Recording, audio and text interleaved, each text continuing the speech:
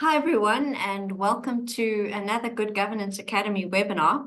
And today we're very excited to be hosting our last webinar with the B20 Task Force for Integrity and Compliance. As usual, for those who have been on these events before with the Good Governance Academy, all the functionality is open on our webinar, and our webinars are more like conversations than stilted talking heads. So please, if you like what we're saying, we have opened up the reactions. So clap your hands, thumbs up, love what we're saying if you like that. And chat function is open. So please, while you're coming online, let us know where you're from.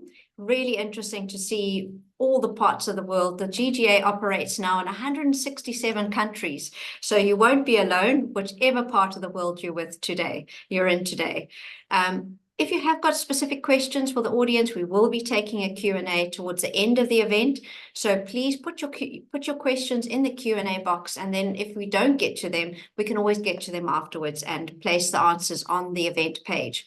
Don't forget that the recording will be available on the event page, as well as highlight summaries, vocal voice briefs, podcast style summaries. We really try and make all of these events very consumable. So thank you very much for joining us today. And I'd like to then welcome our two guests. The chair of the task force is Rueda, and the co-chair is Fazana. Really happy to have them here today. But we got some special news. And of course, since the last webinar and this one, we have launched the recommendations. So I will pop that into the link into the chat so that you can download the recommendations. But let's see a little bit more about the launch. And Dudu, over to you. Thank you very much, Carolyn, and welcome once again to everyone. We're delighted today to show you the overview of the B20's the Integrity and Compliance Task Force. And as Carolyn has just mentioned, that our chair and co-chair will be hosting us today and really focusing on the third recommendation, which is really on amplifying collective action and integrity standards for inclusive growth. So please enjoy this short clip. It's a 2-minute clip that will really focus on what the key message that our chair shared. No economy can thrive without trust, and trust begins with responsible business conduct. That is why the Integrity and Compliance Task Force, led by Rueda Redfern, CEO of Deloitte Africa, has taken on the critical challenge of combating corruption and strengthening ethical standards across sectors. Corruption can undermine public trust, stifle growth, distort markets, and deter investment. The Integrity and Compliance Task Force focused on developing actionable proposals to help strengthen compliance systems, expand cross-border cooperation, and harness technology to detect and prevent misconduct. The recommendations were shaped by 3 key themes: leveraging technology in integrity and anti-corruption measures, strengthening integrity embedment in climate and sustainability finance systems, and amplifying collective action and integrity standards for inclusive growth. The 7th of our 8 B20 South Africa task forces turns its attention. Great. Thank you so much. That was it, right, Dudu? It is indeed. I did Fantastic. see a couple of comments saying the volume was not as high, so we will try and share the clip after the session.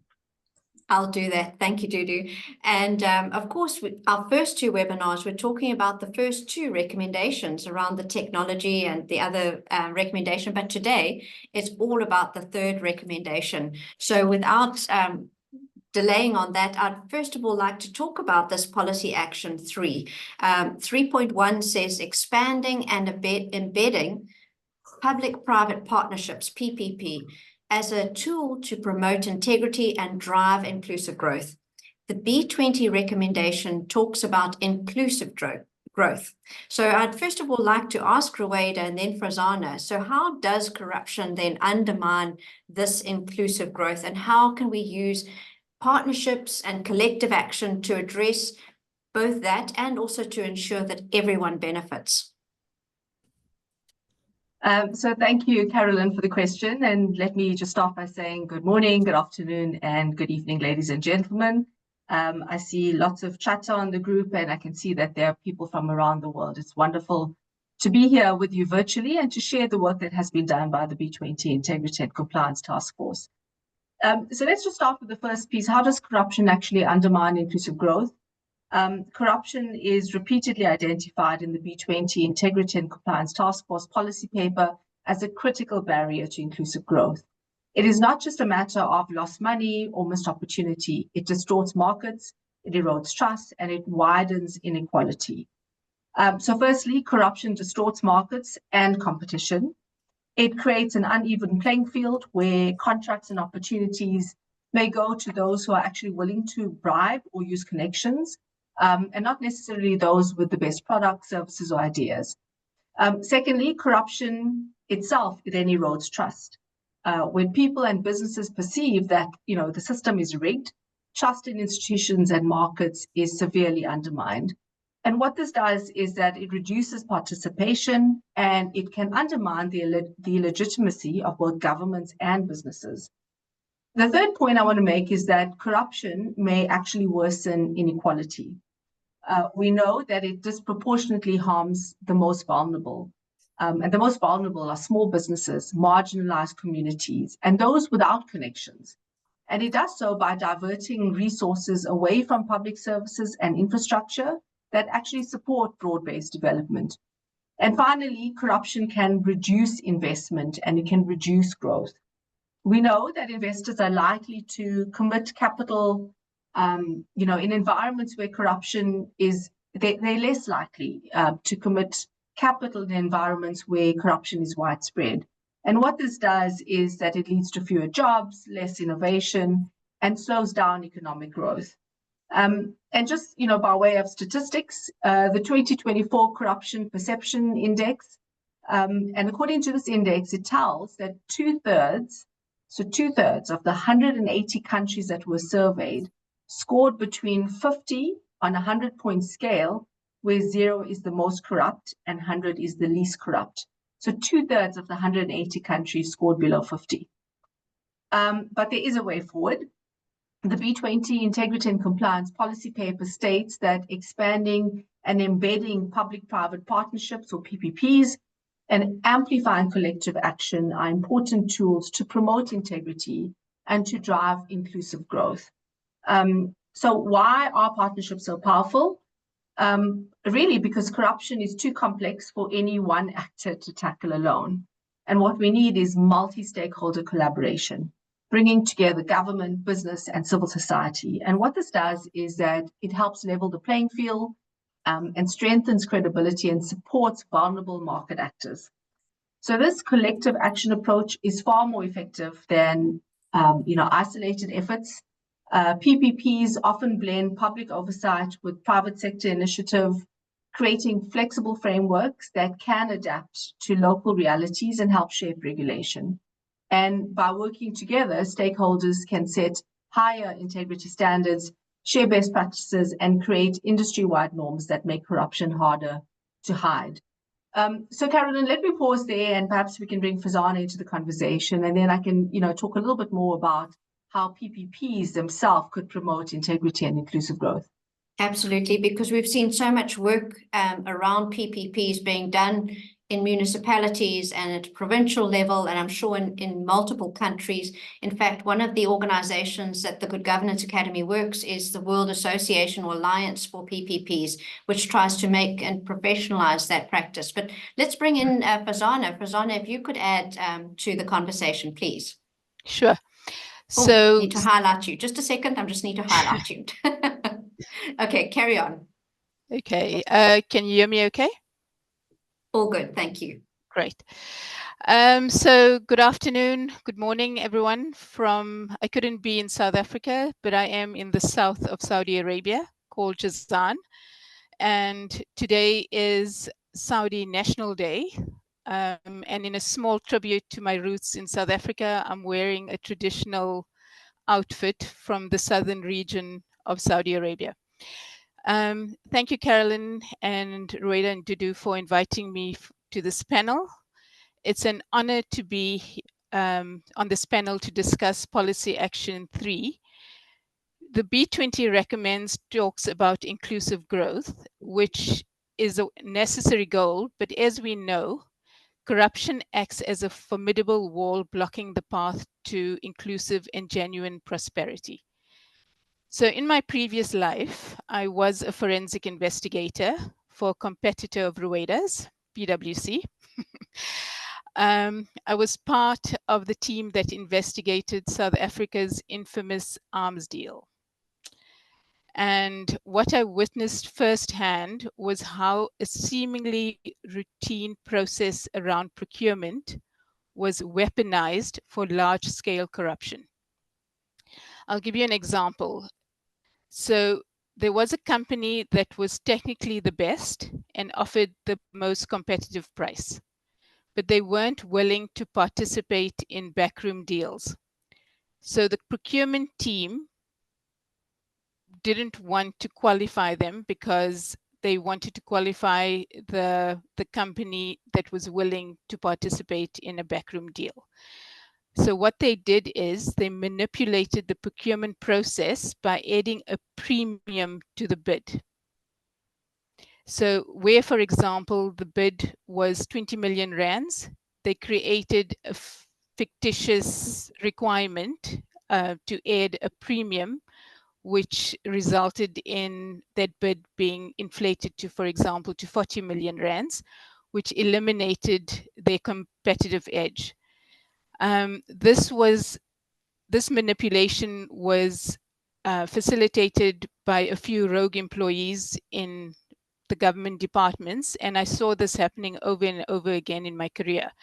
Another example was when I was in Kenya, and I was part of the investigation team investigating Anglo Leasing, which, as my Kenyan friends will know, was a huge scandal. And in this case, high-level ministers and government employees used the procurement system to buy goods and services at inflated prices or that weren't even needed, simply to siphon off funds, right? So they use the process to facilitate their criminal schemes. How do we combat this? What can governments and private sector do to fight corruption and help ensure everyone benefits from economic development? And for me, the answer lies in PPPs, public-private partnerships, as well as collective action. These aren't just buzzwords, right? They are a crucial mechanism for bringing together governments, private companies, civil society to address a problem that no single entity can solve alone. I'll give you an example of what's happening in Saudi Arabia. Under Vision 2030, there is a procurement system called Etimad, which uses technology to increase transparency in public finance.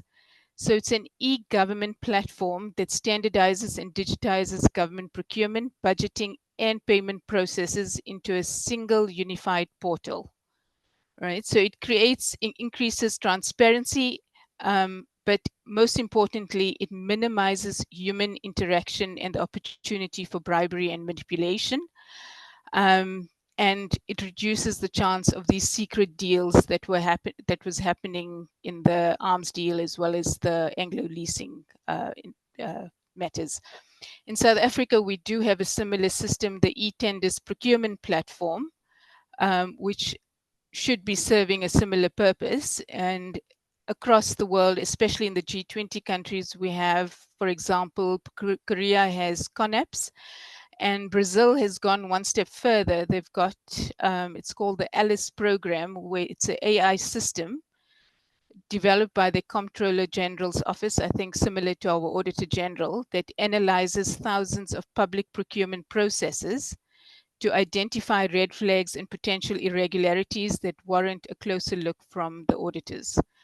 Mexico also has a social witness initiative that allows civil society as well as business representatives to provide feedback on the bidding process for major contracts.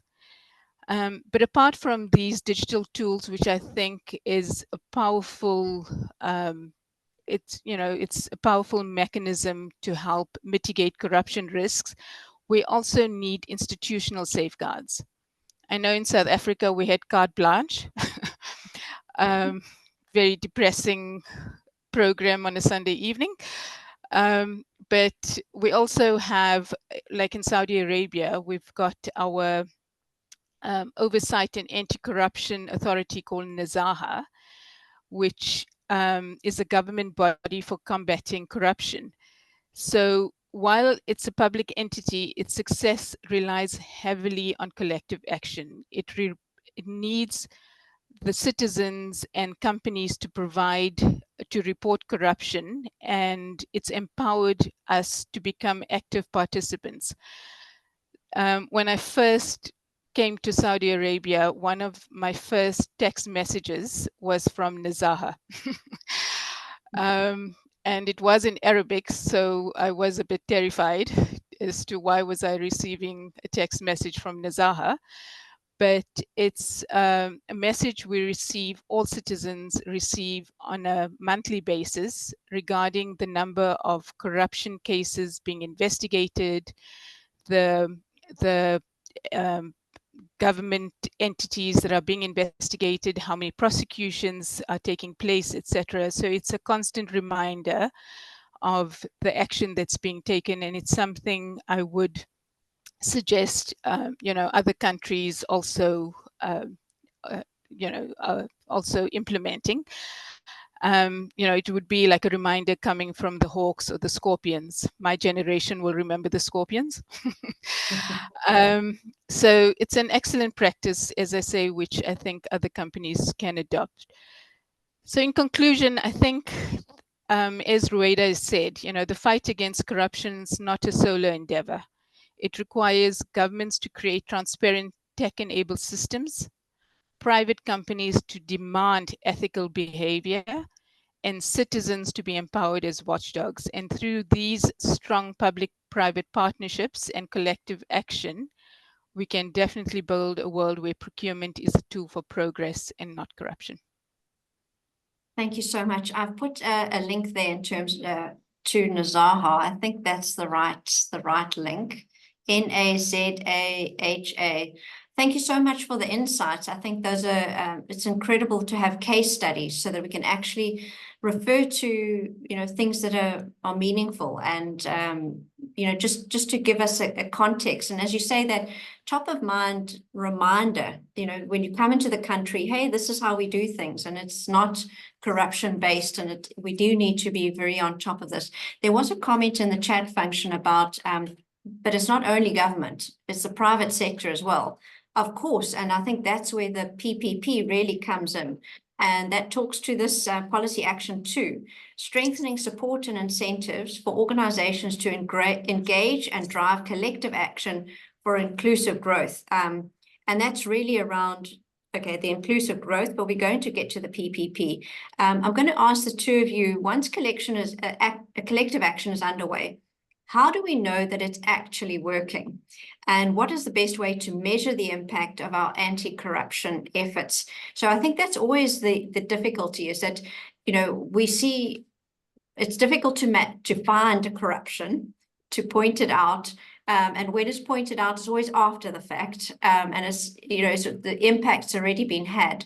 So what should we be looking at? What are those key performance indicators that we do need to be looking out for? So really the question is, how do we know that it's actually working, our measures? And what is the best way to measure the impact of those anti-corruption measures? Rueda, can I start with you on that one? So Carolyn, the B20 Integrity and Compliance Task Force recognizes that measuring the impact of collective action is important. And it's important not only for accountability, but also to ensure that our anti-corruption initiatives deliver real and lasting change. So the first step, I believe, is to set clear, measurable objectives. Collective action initiatives should begin with a shared vision. whether it is reducing bribery incidents or increasing transparency, improving compliance rates, or enhancing trust among stakeholders. We need to land on what is the common vision that everyone is working towards. I do believe that key performance indicators or KPIs are necessary. So, for example, the B20 task force tracks the percentage of G20 companies that are actively engaging in collective action initiatives. And, in doing so, what we're trying to do is to aim to increase the number of countries who are engaging in collective action from 51.52%, so just over half of the G20 countries are engaging in collective action in 2025. And we want to get to 100% of all countries, engaging in such initiatives by 2030. So this KPI, really provides a tangible benchmark for progress and for impact. Secondly, the number and diversity of organizations involved should also be tracked. And this includes SMMEs, civil society, and government. It is important to measure the frequency and the quality of meetings, workshops, and training sessions. However, it's not enough to count activities. We also need to evaluate the outcomes. In other words, are corruption risks actually being reduced? Are new anti-corruption policies, procurement reforms, or transparency mechanisms being adopted as a result of this, collective action initiative? Surveys, audits, and incident reportings are used to assess whether bribery, fraud, or other risks are decreasing. The policy and process changes should be documented, and real-world examples where collective action has led to tangible improvements should be highlighted. And I think Frizana did an excellent job in highlighting, some of her lived examples of this. Consider again the Maritime Anti-Corruption Network, or MACN, for example, and they really work towards eliminating forms of maritime, or, SAMLET in South Africa, and they really bring together the banking sector and government regulators to enhance collaboration and coordination to reduce financial crime. Another example is the Proetica program in Brazil, and they publicly recognize organizations that voluntarily adopt these integrity measures. So if the company successfully passes this evaluation phase, it is then awarded the title of Proetica organization. So, to ensure credibility, third-party evaluations, peer reviews, and external audits should be employed. Gathering feedback from participants and stakeholders helps to identify strengths, weaknesses, and areas for improvement. Transparency is really important. Progress reports, impact assessments, and lessons learned must be regularly published. And public reporting, we know it helps accountability, and it helps build trust with external surveys or external stakeholders. So ultimately, what we're looking for is evidence of systemic change. And this includes increased trust, improved market fairness, more inclusive economic participation, and sustained reductions in corruption over time. So, I would say three key things. Firstly, define the baseline data and set ambitious but realistic targets. So, increasing collective action participation or reducing reported corruption cases are examples of what KPIs could be, and establishing a baseline is quite important. And then combining hard data, number of cases, financial impact, with qualitative insights, so case studies and stakeholder testimonials. And then really using monitoring results to define strategies, scale successful approaches, and help address, these gaps. So to summarize, I think to know if collective action is actually working, we need to set clear goals and KPIs, to track both participation and outcomes, use independent assessments, and report transparently. And I think that by embedding these practices, collective action initiatives can be ensured that they are not only well-intentioned, but are truly effective in fighting corruption and driving inclusive growth. Carolyn, thank you. Thanks, Rwanda. Can I ask you that you just go back to those three things that you said before, right at the end? I just tried to capture them and write them down, but you said them very quickly. So the one... So it's about KPIs and baselines. So let's establish what the KPIs are. And it's important to understand, what the baseline is. So what is our starting point? And what do we want to get to? Where do we want to get to by when, right? And then it's about having the qualitative data as well as the quantitative data. So that's the second one. So it's the hard number stuff as well as the, the qualitative insights. For example, the studies and stakeholder testimonials. And then the third one is the continuous improvement. So monitoring results, refining the strategies, and scaling successful approaches. I think all helps to address these gaps. Thanks very much. And that's on a systemic level. Really, we're wanting to see that we're talking B20, G20, so it's at a national level. We're trying to see that systemic move. Thanks so much, Rueda. Fazana, if you could perhaps add to that for us and give us some examples around that, please. Sure. How long is a piece of string? Yeah. It's a fantastic but also a very challenging question, right? Measuring the impact of anti-corruption efforts is notoriously difficult because we're trying to prove a negative, right? Yeah. How many corrupt deals didn't happen? That's why it's critical to move beyond just perceptions and focus on what I suggest, a two-pronged approach. The first prong is to measure leading indicators. Or the outputs of our actions. What are we putting into the system? The second and more difficult prong is to measure lagging indicators, which are the actual outcomes and impacts of those actions. So, for example, I refer to the Saudi Etimad platform, the procurement platform. On the output side, we can measure the sheer volume of activity. For instance, the platform has processed hundreds of thousands of payment orders and thousands of government contracts. But the real impact is in the outcomes, right? The digitization of the entire procurement cycle has not only increased transparency, but also delivered a tangible benefit. By using the platform to automate processes and employ AI technologies, the government has been able to save more than 2,250 hours of human effort, which directly translates to increased efficiency. This isn't a perception, it's a measurable outcome of the technology and the collective will to use it. Now I'm going to be a bit not so nice about the South African platform, forgive me. So, in terms of the e-tenders publication portal, on the leading side, it's been incredibly successful. For example, in 2023 and in the fiscal year 2022 and 2023, over 30,000 tenders were advertised on the platform, centralizing a vast number of opportunities, which is a great step for transparency. However, the challenge lies in the lagging indicators.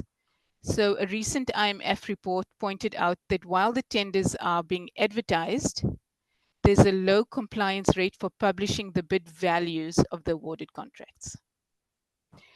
For the fiscal year 2022 and 2023, bid values were reported for less than 800 contracts.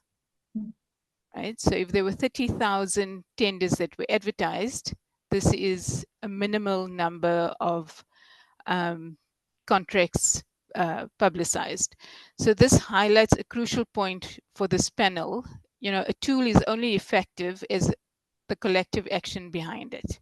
The platform for transparency exists, but if the final critical piece of data isn't published, the full benefits of competition and accountability can't be realized. So this leads to the next evolution of our measurement. We must move beyond just counting the tenders and move towards a more proactive, risk-based approach and even involve the public directly. In Brazil, the Office of the Comptroller, as I said, developed this ALICE program, which is an AI tool that analyzes massive data sets of public procurement processes to detect red flags. And on the lagging indicator side, this has had a significant and measurable impact because between 2019 and 2022, ALICE alerts led to the suspension or cancellation of over 9.7 billion reais in bids, with over 1.3 billion riyals in financial benefits accounted for. So this tool can, actually demonstrate measurable impact in terms of, the e-procurement tool. So, the positive impacts aren't just only for the public sector. It also creates value for private companies because it encourages fairer competition. Honest companies are less likely to be at a disadvantage due to corrupt practices, and focus is shifted to quality of bids and services. It provides them with increased access to opportunities like the e-tender procurement process, which is a single, easy to access location to find thousands of government business opportunities.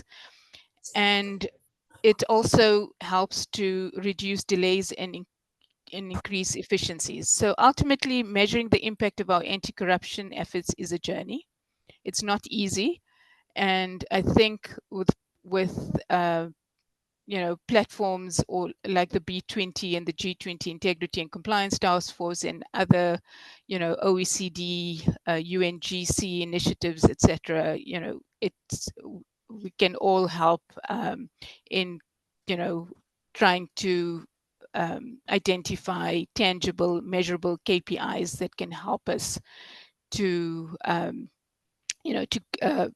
to get quantifiable outcomes. And that's not to prove that we just, not that we're busy, but we're making a real difference in creating a more inclusive and prosperous future for all. Carolyn, if I just may add to that, I mean, I'm also watching the chat, and there's a couple of comments and around fraud and corruption in public sector. I guess I just want to challenge the audience and we need to break down this myth that corruption is a public sector problem, right? Yes, there's corruption in public sector, but there's also significant corruption in the private sector. And so when we talk about collective action, this is about the private sector working with the public sector, and as well as society to combat fraud and corruption. And I think that's really important. And PPPs themselves, if designed well, and I guess that's what the point is that Fazana was making, is that they can help, if they're designed well, they can help anti-corruption safeguards and embed anti-corruption safeguards, such as open contracting and third-party oversight into projects and procurement. And I think that, when designed well, PPPs should deter corruption, reduce regulatory capture, and build public trust. And importantly, PPPs can also be structured to ensure that local businesses, small and medium enterprises, and others have access to opportunities. And what this does is it broadens the benefits of growth and helps ensure that economic development is therefore truly inclusive. PPPs, again, if designed well, also facilitate knowledge transfer and technical assistance, helping public institutions and smaller businesses improve their ability to prevent, detect and address corruption. And so, in our policy paper, we definitely believe that PPPs needs to be designed well, but they can promote integrity and inclusive growth. But again, it requires both the public sector and the private sector, to work together in combating corruption. Thank you so much, Ruki. I was on mute. I've just launched the poll, and let's just have a look at what the audience is saying about whether they believe the benefits of PPP outweigh the risks. And certainly 50% of our audience our attendees say yes, the benefits do outweigh the risks, but we've still got a large percentage saying, I'm not sure. And I think that's what you're talking about, Rueda, is that if it's designed well, and that's what Fazana, you were saying, it's not good enough just to have the facility there. you actually have to have the whole design around it with the leading and the lagging indicators, just to make sure that it provides a comprehensive, cohesive solution to PPP. But certainly, as you're saying, Rueda, it is an effective tool if used properly. So I think it's good insights. Thanks very much to everybody who participated. We've got a lot of questions, both in the Q&A as well as on the chat. Are there any, Dudu, are there any that stand out for you? I think for me, the point of working together with the private sector, and the point that has been raised, that it's not only in government, but we find these challenges also in the private sector, as really a big point for us to note. And we can only curb this through collective action. And I'm pleased that this is one of the recommendations of the policy paper. And with all the different stakeholders and members that have contributed to the policy paper, it's definitely something that we can be considered going forward, and what sort of action can be done. Mm-hmm. Yeah, and oh, sorry, Rueda. Carry on, Go ahead, Karen. Sana.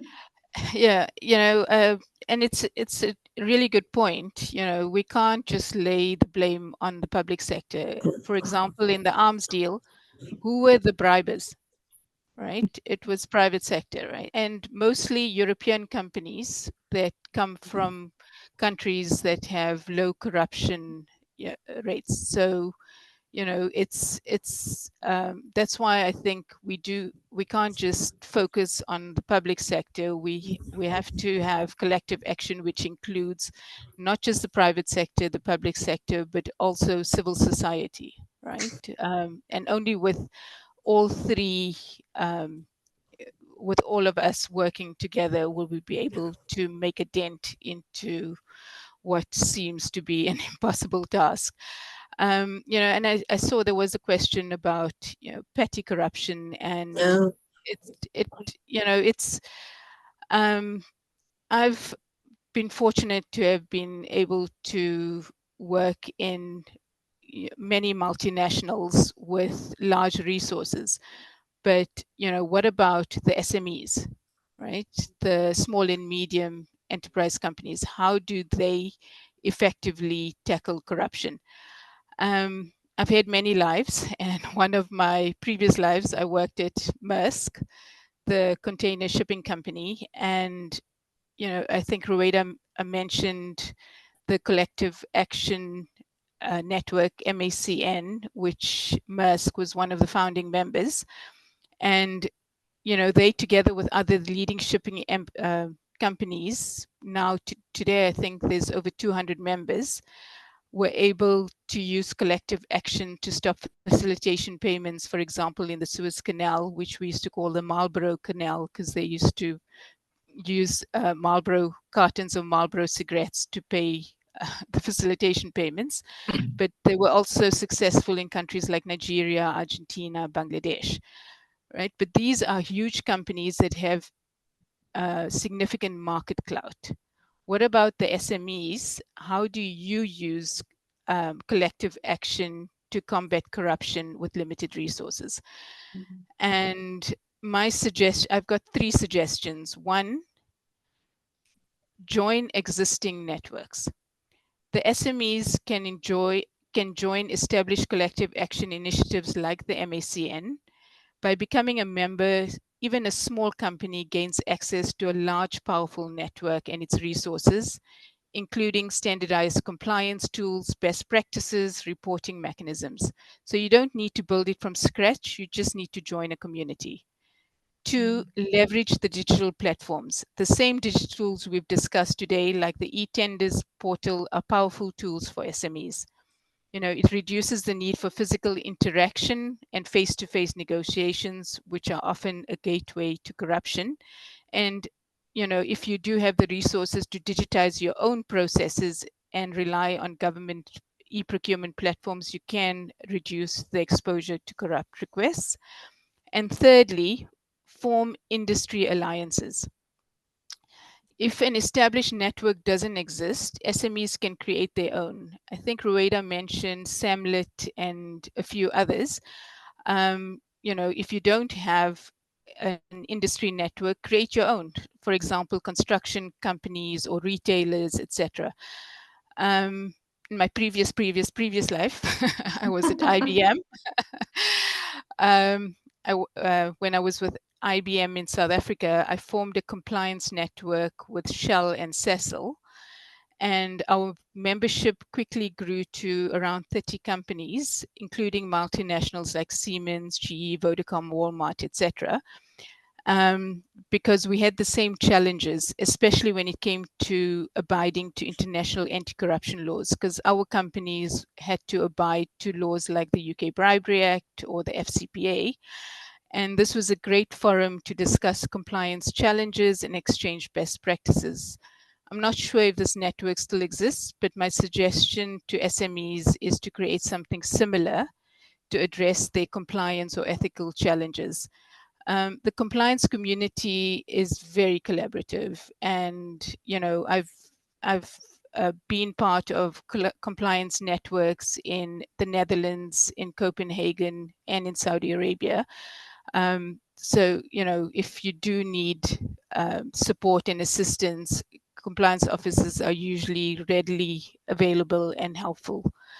I think South Africa, and I think, Carolyn, you probably have more information on this, but has this National Business Initiative, NBI, which I think was launched by Nelson Mandela, which can also, I think help with addressing issues like corruption.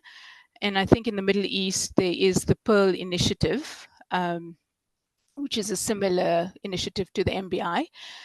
And I'm going to plug the Good Governance Academy. Carolyn, you can pay me later. You can pay me later in Biltong when I come to the B20. Oh, no, that's a facilitation fee. For SMEs, organizations like the Good Governance Academy, it's a fantastic resource, right? As a global nonprofit, it offers free webinars like this one, a wealth of other resources focused on promoting transparency and ethical leadership. So you may not have the individual clout of large corporations, but your power lies in your numbers and collaboration. Join existing networks like the NBI, Pearl Initiative, take advantage of the GGA, leverage digital platforms, and form your own industry alliances. Through this collective action, you not only protect your own business, but also contribute to a more ethical and competitive market to everyone. And finally, I want to say Happy Heritage Day tomorrow. I'll be wearing my Springbok cap in celebration. And thanks for having me on this panel. Thank you so much, Fazana. You speak about transparency, and there's lots of points on the on the side, on the chat around transparency. And there is a question from Makale. I just want to get to their question here, just in terms of whistleblowers. So on the other side, you have transparency where there's a lack of transparency, where there's a complete sense of frustration, and finally there's the act of whistleblowing, and we see the detrimental consequences of all a lot of whistleblowers in terms of how they're blowing the whistle. What are your comments around, maybe just start with you, Fazana, and then go to Rueda. What are your comments around whistleblowing? So in terms of the compliance programs that I've helped to develop in my various lives, one of the key components is around protecting whistleblowers, right? If a whistleblower doesn't feel comfortable in reporting something because of retaliation, and it's not just in terms of losing their job, it could be also, and we've seen examples in South Africa, where people have lost their lives when they've blown the whistle. So, it's, unless we can have a mechanism to protect our whistleblowers, not only in terms of anonymity and keeping keeping what they've provided us confidential. I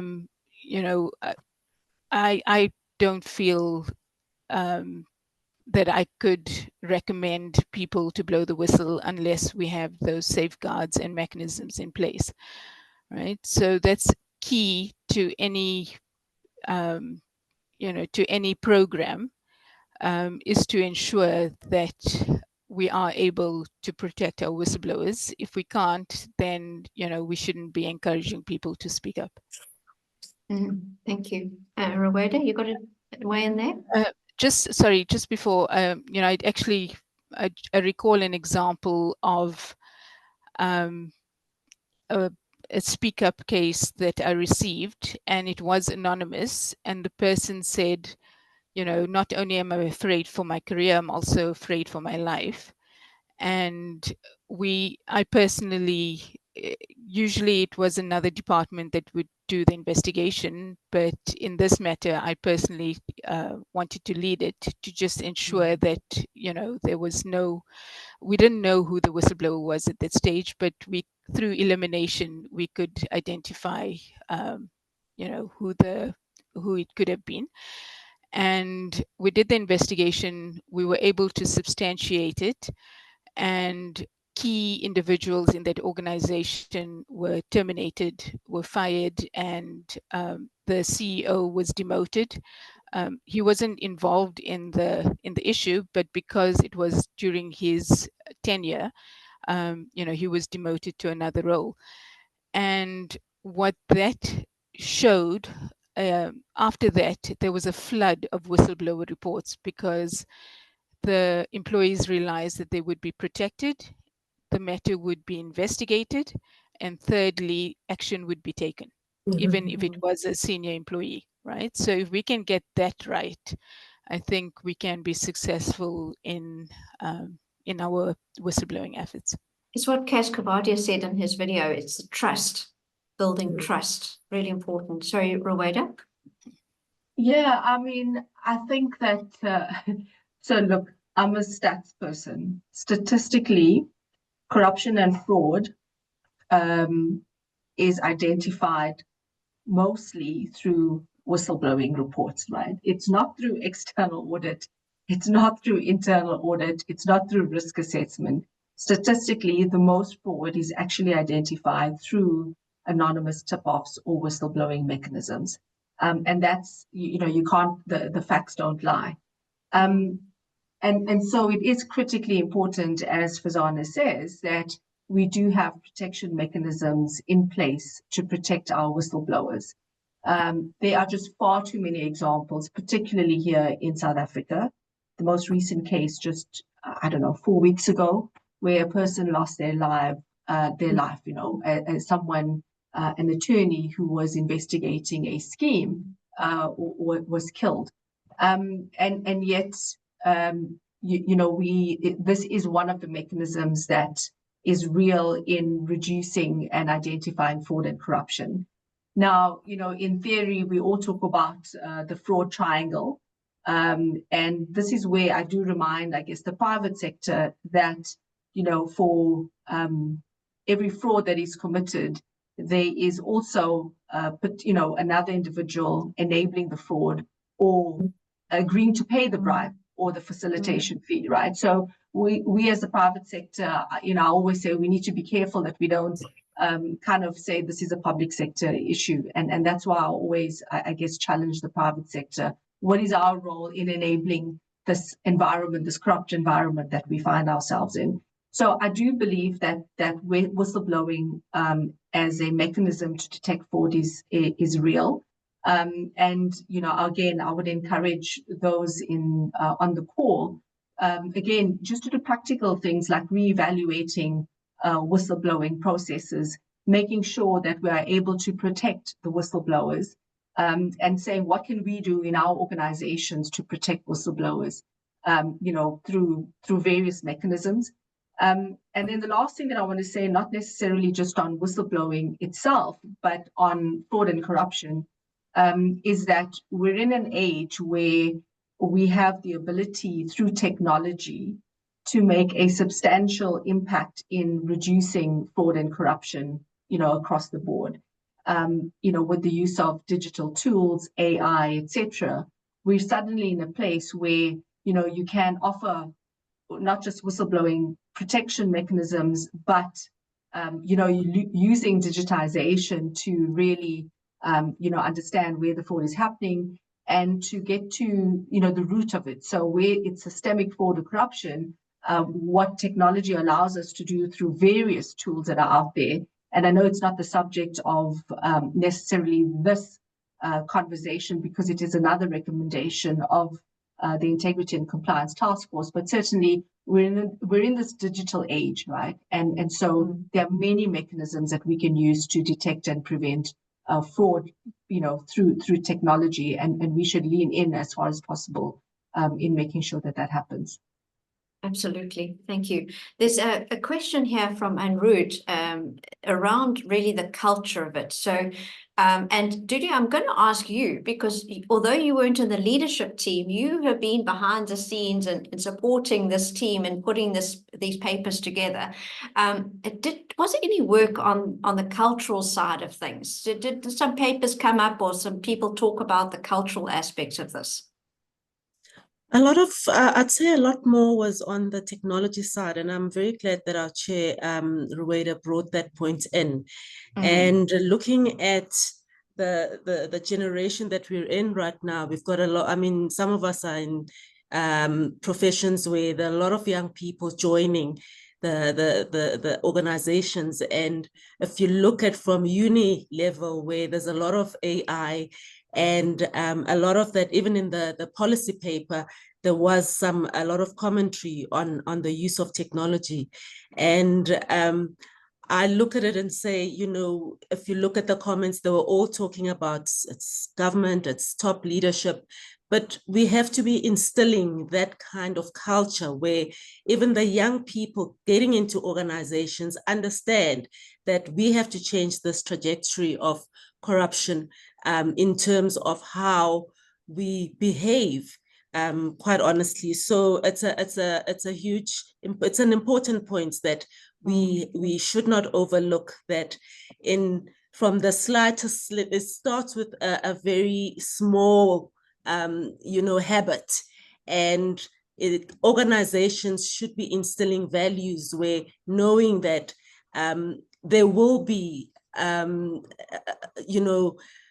an outcome for the smallest sense of injustice that is done, because that is how we will be really defining the future. Otherwise, we will keep on years, decades later, talking about the same. I've seen comments here, people saying, how do we Nothing new. get through? Nothing new, indeed.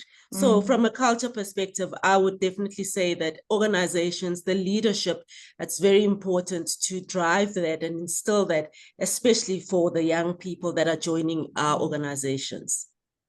Here's a difficult one, and it's come through as a little bit of a stream through, a theme through here. And I'm going to use the young people's terms. What happens when people throw shade? When actually it's unfounded and now careers are destroyed through throwing shade. Have you got any wise words, Fazana, Rueda? Yeah, I think, so let me come to that, right? Because to expand on what Dudu said, I do believe, and just looking at some of the people on the call, that as leaders, there are a lot of leaders on the call, it also starts with the tone at the top, right? So what tone are we setting from a culture point of view? When something is reported through an anonymous tip-offs line, for example, or if someone walks into my office as the CEO wanting to report behavior that does not align with the values of the organization, how do we as leaders react to that? Do we try to sweep it under the carpet because of the impact that this may have on my own career, or because the board is going to ask me a question about it? Or do we say, let's get to the root cause of the issue, let's do an investigation, and it then touches on the question, I guess, you are asking, Carolyn. I'm a little older, so I don't necessarily understand this generational stuff that you're talking about, throwing shade. But I believe that, look, let's take the tip-offs line, right? You do get a number of cases that are reported where you have a disgruntled employee, and so an allegation is made. I think it's really important that every allegation is taken seriously, that every case is investigated, that we try to get to the bottom of what the underlying issue is, and thereafter we, take the action that is necessary. And in doing so, certainly in our organization, where someone has behaved inappropriately or has acted in a way that is not aligned with our values, or has been involved in some fraud or corrupt activities, we make it well known that this is not acceptable behavior. And in doing so, we start setting a different culture where, this is not accepted. And the reality is, unfortunately, in South Africa, we almost have a culture that, if you want things done faster, or you're driving on the highway and you get pulled over by a police officer because you've been doing more than 120, it is acceptable, right? Because it's been done every single time. It is acceptable to pay the person 100 rand or whatever it is, and for you to get on your way. And that behavior shouldn't be acceptable to us. Even 100 rand, even paying a bribe of 5 rand, whatever, is not acceptable. And that's the culture that we should be building, in our organizations, that there is zero tolerance for fraud and corruption and unethical behavior. A silly story I remember, and Frazan, we'll get to you, but I remember talking to somebody in Germany and say, well, what happens to you if you drive without a license? So, and he went, you don't drive without a license. No, but what happens if you are driving without a license? No, we don't drive without licenses. No, we don't. It's the culture. Frazana? Yeah, when I was in Germany, I used to get sworn at if I crossed the street and the green man wasn't on. I was always don't do that. Yeah, I was always late for work. So, if there weren't any cars, I'd just run across, and there would be these angry German ladies screaming at me for not waiting for the green man. I think, talking about shade, and I think we've seen it recently at the Coldplay concert, right? Where you had the CEO, there was evidence misbehaving. But in terms of that, right, it was apparently well known in the organization that the CEO had a relationship with the HR lady, right? And I'm sure it could have either been reported, but the fact is, even though it was well known, no action was taken until the global community, there was shade to use right. But so that, I guess, is one of the mechanisms to effect change, is to publish things on social media, which I think is happening more and more. But there's also a danger, right? Because and especially I think in this cancel culture, if you are going to be making allegations that are unfounded, and once it's out there, it's got a life of its own, and it could be quite damaging, to the person that is being accused, without following a proper and robust process to understand if those allegations are substantiated. So, I think there's good and there's also bad. But, I think it's, giving the example of, the CEO, if that company had a good whistleblowing or ethical culture, I think that could have been addressed. earlier and in a much better way than it had been. Yeah. Absolutely. I can't believe we've run out of time. I still got so many questions to get to.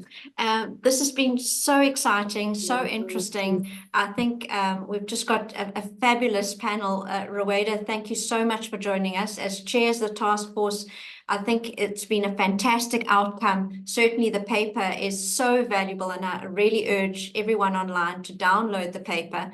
I put the link to all the papers, but specifically this task force paper. It's really been a tremendous outcome of a year of hard work.